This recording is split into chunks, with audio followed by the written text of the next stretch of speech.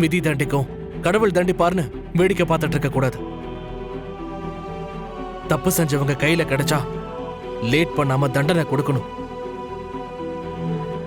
நீ வேணா பாரு, என்னை இந்த நிலைமைக்கு ஆளாக்குன அந்த கொலைகாரிக்கு என் கையால தான்க்கா சாவு. டேய், வரைஞ்சனா பல்லெல்லாம் கீழே விழுந்துரும். எதுக்குடா உனக்கு இவ்ளோ கோவம்? எப்ப பார்த்தாலும் வெட்டுவேன், குத்துவேன், கொல்லுவேன்னு ஏன்டா மத்தவங்கள மாதிரியே நீயும் யோசிக்கிற? ஒட்டுமொத்த கோவத்தையும் அந்த ஒருத்தி மேலதான் காட்டணும்னு நினைச்சிட்டு இருக்கியா?